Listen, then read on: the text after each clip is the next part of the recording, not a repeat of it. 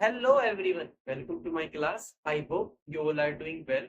कल की क्लास में हमने डी ब्लॉक चैप्टर स्टार्ट किया था। उसमें कुछ फिजिकल प्रॉपर्टीज हमने पढ़ी थी डी ब्लॉक एलिमेंट्स की, like melting point and boiling point के बारे में हमने डिटेल से जाना था, और एंथैल्पीज ऑफ ऑटोमाइजेशन को भी हमने अच्छे से पढ़ा था, अच्छे से कवर किया था। आज जो है हम कुछ अदर फिजिकल प्रॉपर्टीज देखते हैं, डी ब्लॉक एलिमेंट्स की जो अदर फिजिकल प्रॉपर्टीज हैं आज वो हम कवर करेंगे। लाइक आयनाइजेशन एंथैल्पी क्या होती है, कैसे कैसे एटॉमिक साइज चेंज होता है, डाउन द ग्रुप या फिर लेफ्ट टू राइट, और ऑक्सीडेशन स्टेट आज हम इस लेक्चर में कवर करेंगे। तो सबसे पहले हम स्टार्ट करते हैं एटॉमिक साइज से।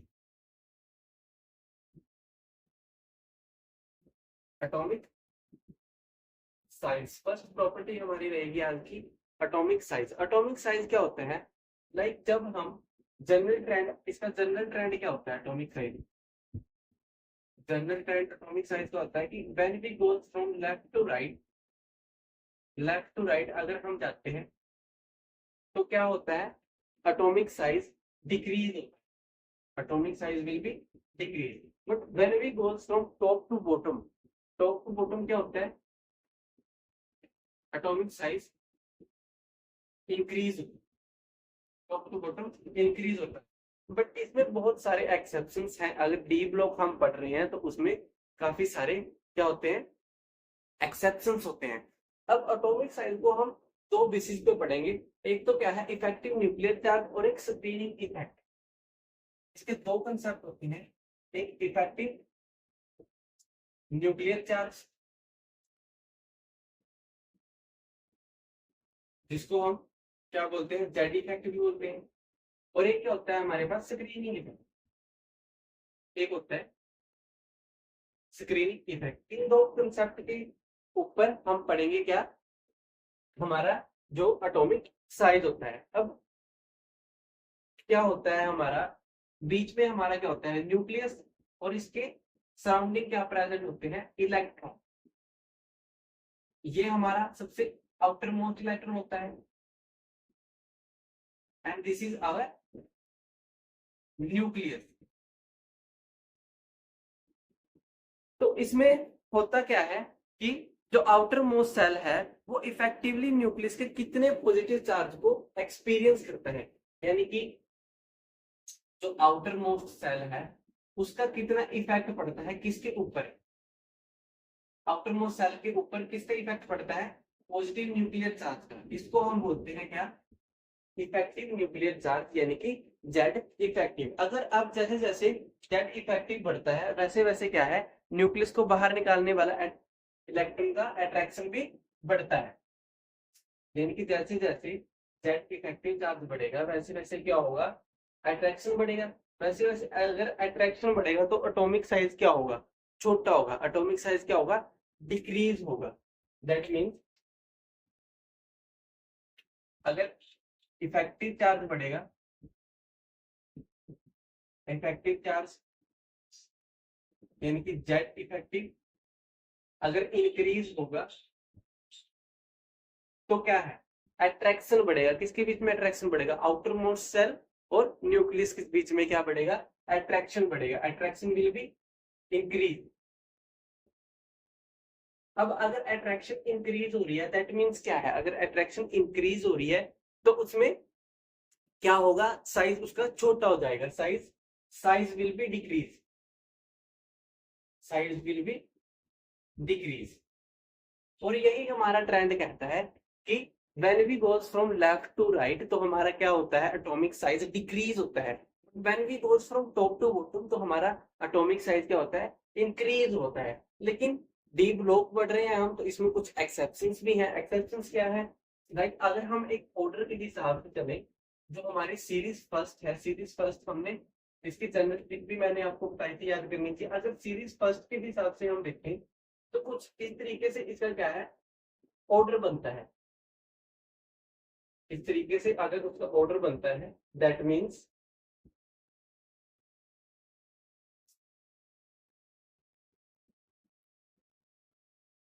अब इसमें क्या है, पहले तो डिक्रीज हो रहा है क्या, एटॉमिक साइज। पहले तो डिक्रीज हो रहा है, लेकिन उसके बाद क्या है, बढ़ रहा है। अब ये बढ़ क्यों रहा है और डिक्रीज क्यों हो रहा है? Because of Z effective charge. इसमें क्या है, जेड इफेक्टिव चार्ज क्या होगा, ज्यादा होगा किससे, शील्डिंग इफेक्ट से। इसमें क्या है, जेड इफेक्टिव चार्ज बराबर ही होगा किसकी, शील्डिंग इफेक्ट की। और निकल और जेड एन के केस में क्या होगा, जेड इफेक्टिव कम होगा किसके केस से, किससे, शील्डिंग इफेक्ट से। यानी कि अगर हम इलेक्ट्रॉनिक कॉन्फ़िगरेशन के हिसाब से देखें तो इनमें क्या है, जो हमारे ये एलिमेंट्स हैं nickel cobalt nickel cadmium zinc, इनमें क्या है, शील्डिंग इफेक्ट आ जाता है। शील्डिंग इफेक्ट मतलब इसमें 4s की एंट्री हो जाती है। और शील्डिंग इफेक्ट मैंने पिछले क्लास में भी पढ़ाया था कि s और p जो एलिमेंट्स हैं हमारे, वो गुड शील्डिंग इफेक्ट होते हैं। s and p block elements वो क्या होते हैं, good shielding effect, they have the good shielding effect.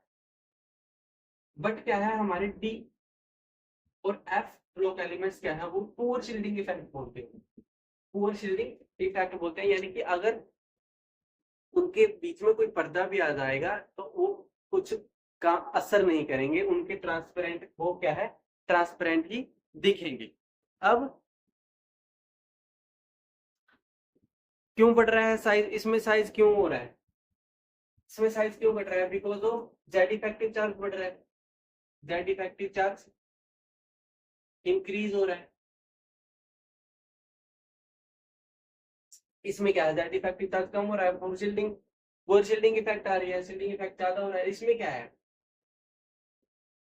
Iron और कोबाल्ट के केस में क्या होता है, आयरन और कोबाल्ट की अगर हम क्या देखें, ऑक्सीडेशन स्टेट देखें, आयरन और कोबाल्ट की अगर हम ऑक्सीडेशन स्टेट देखते हैं, oxidation state, sorry oxidation state नहीं, इलेक्ट्रॉनिक कॉन्फ़िगरेशन, अगर हम इलेक्ट्रॉनिक कॉन्फ़िगरेशन के हिसाब से देखें तो इलेक्ट्रॉनिक कॉन्फ़िगरेशन क्या बनेगी, 3d6 4s2। यानी कि जब डी ऑर्बिटल में नंबर ऑफ इलेक्ट्रॉन ज्यादा होने लगता है तो डी ऑर्बिटल आपस में क्या करने लगते हैं, रिपेल करने लगते हैं। यहां तक तो क्या था, 3d5, यानी कि ये तो हाफ फील्ड है, ये तो ऑटोमेटिकली स्टेबल है। लेकिन यहाँ से आगे क्या बढ़ेगा, इलेक्ट्रॉनिक कॉन्फ़िगरेशन, यानी कि इसमें क्या हो जाएगा, पी डी ऑर्बिटल ज्यादा होने लग जाएंगे, डी ऑर्बिटल ज्यादा होने की वजह से वो आपस में रिपेल करने लग जाएंगे। दैट इज वाई ये इनमें खुद ही क्या आ जाता है, स्क्रीनिंग इफेक्ट आ जाता है, स्क्रीनिंग इफेक्ट आ जाएगा। स्क्रीनिंग इफेक्ट आ जाएगा तो ये अपने आप ही क्या हो जाएंगे, आयरन और कोबाल्ट बराबर हो जाएंगे। This is the atomic size property of किसकी, डी ब्लॉक एलिमेंट्स की।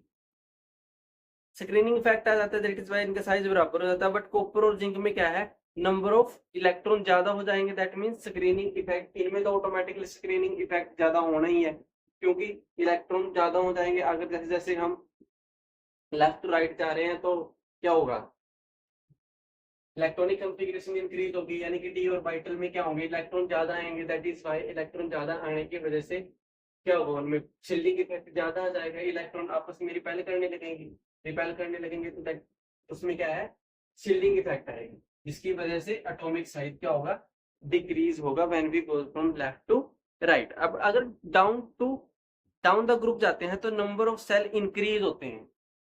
अब क्या है, अगर हम डाउन द ग्रुप जाएंगे तो नंबर ऑफ सेल क्या होंगे, इंक्रीज होंगे। अगर नंबर ऑफ सेल इंक्रीज हो रहे हैं तो उसका क्या मतलब है, एटॉमिक साइज भी इंक्रीज हो जाए, atomic size will be increase. अब इसमें क्या होता है, इस सीरीज होती है हमारी, सीरीज 1, सीरीज 2,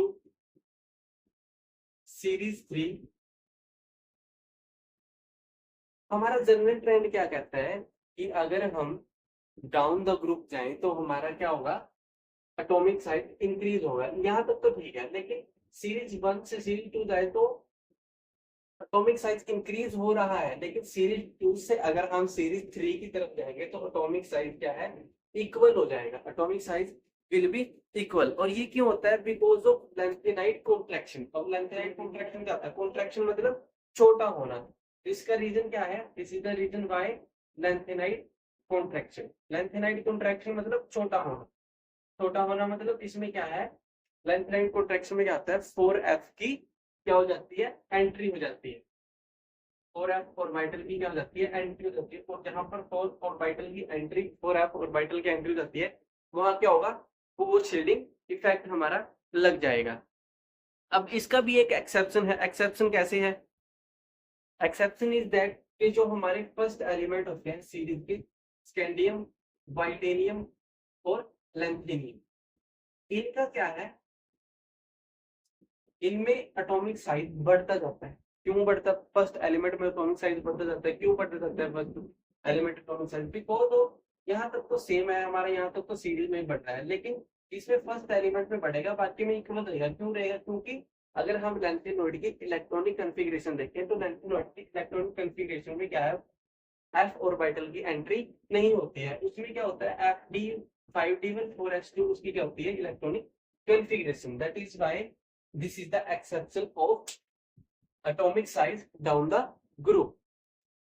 उसके बाद जो है हमारा नेक्स्ट प्रॉपर्टी है हमारी ionization enthalpy. Ionization, what do you mean by ionization enthalpy? Ionization enthalpy हम पिछली क्लासों में भी पढ़ चुके हैं। आयनाइजेशन एंथैल्पी क्या होता है? यानी कि किसी भी इलेक्ट्रॉन को निकालने के लिए जितनी एनर्जी की नीड होती है उसको हम बोलते हैं ionization enthalpy. Energy ionization enthalpy, what is ionization enthalpy? यानी कि energy required to remove an electron. Energy required to remove a electron is known as ionization enthalpy। अब जनरल ट्रेंड हमारा क्या कहता है कि आयनाइजेशन एंथैल्पी जब हम लेफ्ट टू राइट करते हैं तो आयनाइजेशन एंथैल्पी हमारी क्या होती है? इंक्रीज होती है। When we go from left to right, left to right अगर हम जाएंगे तो आयनाइजेशन एंथैल्पी हमारी क्या होगी? इंक्रीज होगी। आयनाइजेशन एंथैल्पी हमारी इंक्रीज होगी। बट डी ब्लॉक का पढ़ने का मतलब ये क्या है? एक्सेप्शन। अगर हमने एक्सेप्शन डिस्कस नहीं किया, ये सिर्फ यही डिस्कस कर लिया, तो डी ब्लॉक पढ़ने का क्या है? फायदा ही नहीं है। तो एक्सेप्शन इसमें क्या होंगे कि अगर हम जब सीरीज में जाते हैं तो लेफ्ट टू राइट क्या होता है हमारा? आयनिक साइज क्या होता है? आयनिक एंथैल्पी क्या होती है? इंक्रीज होती है। बट टाइटेनियम, वेंडियम और in case of iron, cobalt and निकल, इनमें क्या है? आयनाइजेशन एंथैल्पी क्या होती है? डिक्रीज होती है। बिकॉज ये क्या है? इनके भी कुछ एक्सेप्शन होते हैं। जैसे हमारे पास है एक एक्सेप्शन है जिंक, कैडमियम और मरकरी। अगर हम इनकी इलेक्ट्रॉनिक कॉन्फ़िगरेशन देखें, अगर हम जिंक की इलेक्ट्रॉनिक कॉन्फ़िगरेशन देखें तो हमारे पास जिंक की इलेक्ट्रॉनिक कॉन्फ़िगरेशन क्या आएगी? Ar3d10 4s2, यानी कि वो फुली फिल्ड है। फुली फिल्ड है दैट मीन्स वो स्टेबल है। फुली फिल्ड इलेक्ट्रॉन है और स्टेबल भी है, तो इसका क्या मतलब है कि उसकी क्या होगी? हाइयर आयनाइजेशन एंथैल्पी होती है। यानी कि दीज आर द एक्सेप्शंस। इनमें क्या है? सबसे हाइयर आयनाइजेशन एंथैल्पी किसकी होगी? जिंक, कैडमियम और मरकरी की have the higher ionization enthalpy. तो ये हुई एक आयनाइजेशन एंथैल्पी की बात। अब अगर हम फर्दर आयनाइजेशन, यानी कि ये तो हुई हमारी आउटर मोस्ट सेल इलेक्ट्रॉन निकालने की बात, लेकिन अगर हमें उससे भी दूसरी आयनाइजेशन एंथैल्पी निकालनी होगी, यानी कि हमें दूसरा अगर वो इलेक्ट्रॉन निकालना हो बाहर, तो उसके लिए हमें कितनी एनर्जी की रिक्वायरमेंट पड़ेगी? उसमें भी कुछ अगर हम एक एग्जांपल के साथ पढ़े तो आयनाइजेशन एंथैल्पी में होगा, उसमें क्रोमियम कॉपर की वैल्यू क्या है? ज्यादा होगी। क्रोमियम एंड कॉपर की वैल्यू सबसे ज्यादा होगी। क्यों होगी? बिकॉज ऑफ देयर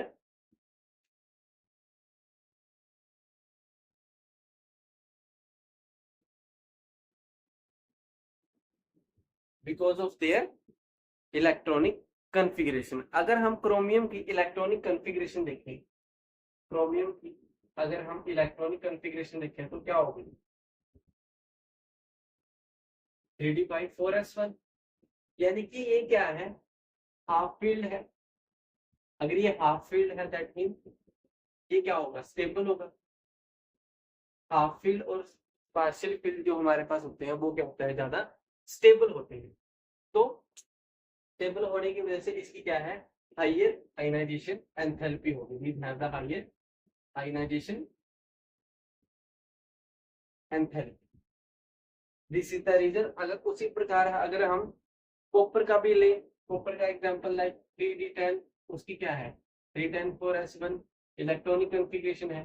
तो ये क्या है, फुली फिल्ड है। That is by fully filled होने की वजह से वो ऑटोमेटिकली स्टेबल है, यानी कि वो किसी की तरफ इलेक्ट्रॉन देना ही नहीं चाहते। अगर वो इलेक्ट्रॉन देना चाहते हैं, अगर हमें उसमें से इलेक्ट्रॉन क्या है निकालना है, तो हमें क्या देनी पड़ेगी, उसको ज्यादा एनर्जी देनी पड़ेगी। दैट इज वाई ये फुली फील्ड है। और अगर फुली फील्ड है तो they have the higher ionization enthalpy. इनकी क्या होगी, हाइयर आयनाइजेशन एंथैल्पी हो। ये हुई बात फर्स्ट की, सेकंड की और थर्ड की। लेकिन फर्स्ट की और सेकंड की, लेकिन अगर हमें थर्ड आयनाइजेशन एंथैल्पी निकालनी हो, यानी कि थर्ड आयनाइजेशन एंथैल्पी का क्या मतलब है, अगर हमें आउटर मोस्ट इलेक्ट्रॉन से भी आगे वाला इलेक्ट्रॉन से भी आगे वाला इलेक्ट्रॉन निकालना हो, तो उसमें क्या है, हम मैग्नीज का एग्जांपल ले सकते हैं। मैग्नीज का एग्जांपल क्या है, उसमें सबसे ज्यादा क्या होगी, मैग्नीज की होगी। यानी कि अगर हम मैग्नीज की इलेक्ट्रॉनिक कॉन्फ़िगरेशन देखें तो क्या होगा, 3d5 4s2। तो ये क्या है, हाफ फील्ड, हाफ फील्ड है तो क्या है, ये स्टेबल है। और अगर स्टेबल है दैट मीन्स इसकी आयनाइजेशन एंथैल्पी ज्यादा होगी। तो आई होप तो कि आपको आयनाइजेशन एंथैल्पी के बारे में क्लियर अब हो गया होगा। उसके बाद क्या है, ऑक्सीडेशन स्टेट। ऑक्सीडेशन स्टेट सबकी अलग अलग वेरी करती है। ऑक्सीडेशन डी ब्लॉक में variable oxidation state, D block element जो है वेरिएबल ऑक्सीडेशन स्टेट शो करते हैं। तो बात करते हैं ऑक्सीडेशन स्टेट्स की। अब ऑक्सीडेशन स्टेट क्या है, डी ब्लॉक एलिमेंट्स जो है वो वेरिएबल ऑक्सीडेशन स्टेट शो करते हैं। They shows the variable oxidation state but exceptions always there. Exceptions क्या है, कुछ एलिमेंट्स जो है हमारे वो क्या करते हैं, वेरिएबल ऑक्सीडेशन स्टेट शो नहीं करते हैं। लाइक अगर हम स्कैंडियम की तरफ जाएं, स्कैंडियम में क्या है हमारा, इसकी इलेक्ट्रॉनिक कॉन्फ़िगरेशन 3d4s2, यानी कि दैट मींस अगर ये 3 इलेक्ट्रॉन अपने डोनेट कर देता है तो ये क्या हो जाएगा, स्टेबल हो जाएगा। और अगर ये स्टेबल हो जाएगा तो ये क्या करेगा, they do not show variable oxidation state, यानी कि इसकी पॉसिबल ऑक्सीडेशन स्टेट क्या रहेगी, +3। उसी प्रकार क्या है, अगर हम चले और